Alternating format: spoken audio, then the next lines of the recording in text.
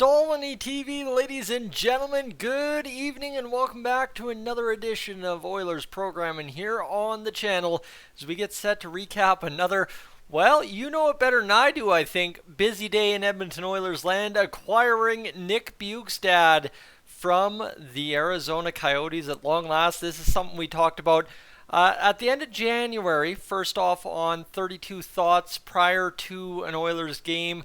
I can't remember who we were playing that weekend. Doesn't really matter. I think the Oilers had a good game that game. Maybe not. But that doesn't matter. Nick Bjugstad now almost over a month later an Edmonton Oiler. And that, my friends, is all that matters at the end of the day. Before we get too much further, I'm going to get to the housekeeping notes. Keep this nice and simple for you, alright?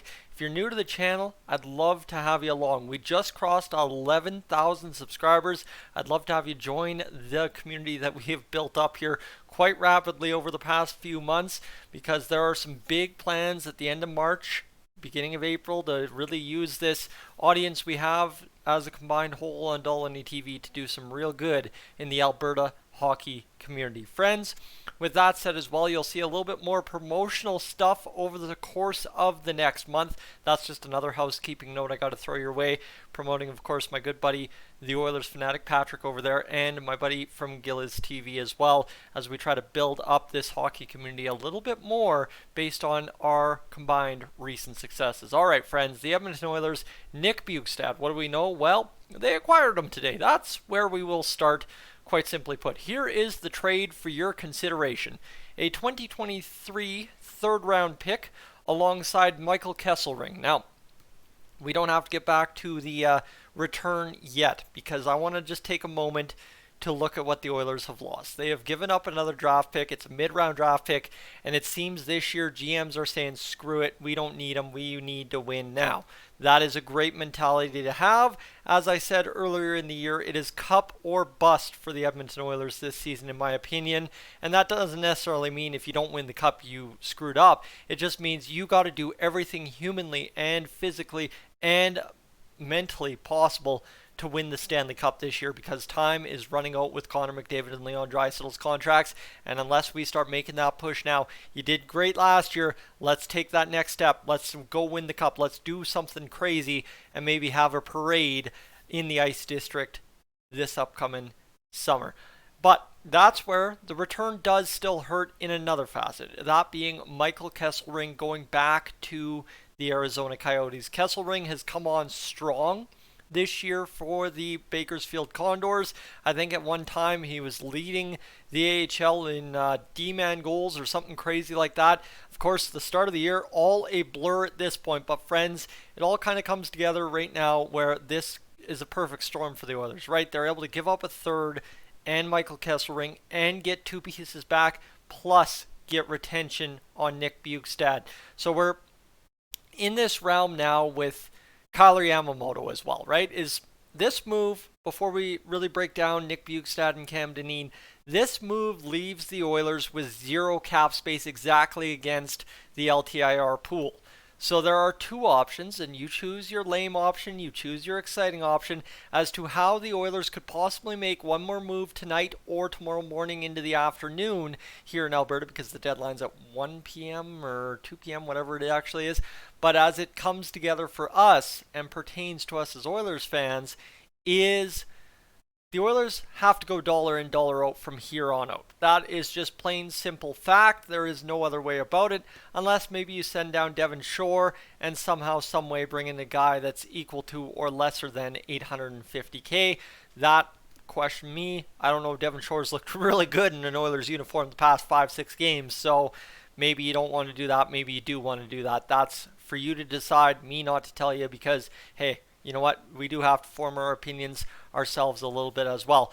Nick Bjugstad, though, comes to us at 50% retained. Like I said, that maxed out our LTIR pool leaves us with zero cap space. We are in that dollar in, dollar out situation unless Yamamoto goes to LTIR, or if we move him or Fogel or somebody else for cap in, cap out. That's where the Oilers sit. Okay, we're good with that. Cam Dineen also comes to us from the Arizona Coyotes, having played, I think, 30 some odd games last year in the NHL, now playing a 50-game campaign in the AHL, having a pretty solid year. I think it's like 35, 40 points in the AHL so far this year for Cam Dineen. So really a stud on the blue line in terms of offensive production, headed to the Bakersfield Condors. That is the key here. The Oilers give up a Condors piece, give up a draft pick, and retain in the trade a Condors piece in Cam Dineen, get retention on Nick Bjugstad, and in that turn as well, get Nick Bjugstad on the NHL roster, which is absolutely fantastic to see, because this is something that I think we were all looking for. A right-hand shot centerman who can play the wing and is big. The dude is 6'6". Okay, that's what you're really looking for here. I think I broke it down with a buddy in the States yesterday, just kind of looking at it. And you know what? There's one thing I think the Oilers should be looking for, and it's a right-hand shot, wing, big body to replace Jesper Puljujärvi. But if he can also play center, i.e., yes, indeed, Nick Bjugstad, I will take that all day, and Nick Bjugstad ends up an Edmonton Oiler midday today. Unfortunately for me, the problem being is I'm at work during that time. Couldn't book the whole week off, because let me tell you, if I could, it would have been bonkers week here on Dolynny TV. But unfortunately I couldn't, and instead we sit here and recap this trade this evening for you. So when it comes down to it for the Edmonton Oilers, friends, I'll center myself up here and take a moment to appreciate my own hair. Really good hair day today, going to the barber after work and coming home and showering up and trying to look my best to announce the Nick Bjugstad news. But let's go quickly take a look at Nick Bjugstad and what we're doing here for him right now, as the Oilers have, of course, retained him for $450K against the cap. Cam Dineen, who's in the AHL, we don't need to talk about that. Nick Bjugstad comes to us at 6'6", 215 pounds, and 30 years old. And the beauty of Nick Bjugstad this year is he is having a career season for the past, well, I guess since 1920, 2021, and 21-22, having played all that time between Pittsburgh, Minnesota, and Arizona. Bjugstad now 23 points in 59 games, having his best goal-scoring season since 18-19 at 13 goals and 10 assists. That's just kind of your simple breakdown. He has a total of 15 playoff games and 5 playoff points over the course of his career. So a guy that we're not expecting a ton of playoff points out of, but just to give you an example of where those points on the regular season kind of lead him to be in the Oilers lineup, it kind of all comes together here as to why you would want to add him to your bottom six. You look at the Oilers' top scorers, right? 118 for Connor McDavid, 90 for Leon Draisaitl, Ryan Nugent-Hopkins at 73, Zach Hyman at 71. It drops by almost 40 points to Darnell Nurse at 32 and Evan Bouchard at 21. So all of a sudden, 1, 2, 3, 4, 5, 6. Nick Bjugstad is the 6th leading scorer on the Edmonton Oilers squad entering action tomorrow against the Winnipeg Jets. That, my friends, is a nutty stat that I don't think too many people really admired today. And obviously coming on as of late is Ryan McLeod. Had Evander Kane played a full year, pacing out 19 points in 24 games, he'd be there. Ryan McLeod, too, as well, would be there if he'd played the extra 13, I'm sure.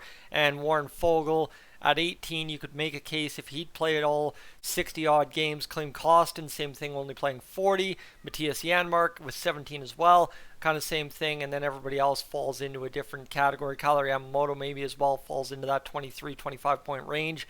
But other than that, no one really follows in there, as I don't think anyone's really that close to making that big of a difference. But it's nice to see the Oilers add a guy who's put up points this year, has been a capable producer, and will get a lesser role on the Oilers with the same offensive abilities that the Arizona Coyotes had. Obviously, I mean, I'm not trying to trash Arizona here, but you come up and down this Oilers lineup, over the past few years, it's built up its depth. And if you're playing as Nick Bjugstad with a guy, I don't know who you're playing with, right? Derek Ryan, who's had a ton of goals this year on home ice. You playing with a guy like Warren Foegele or Klim Kostin or any of those guys. There is a ton of potential for a guy like, of course, Nick Bjugstad to light it up. And especially all that is lightened into the load when Evander Kane returns from injury. Friends, I'm Tyson, this is Dolynny TV. My eyes are going buggy looking at the lights, the TV, and this camera screen. So I'm going to head up on out of here. That's your recap on the Nick Bjugstad trade today. There are some other things I want to talk about later today. We'll see if we can kind of light the internet on fire by talking non-trade related stuff later on tonight, like we did the other night after the Oilers pulled both their trades that day. Friends, I am up on out of here.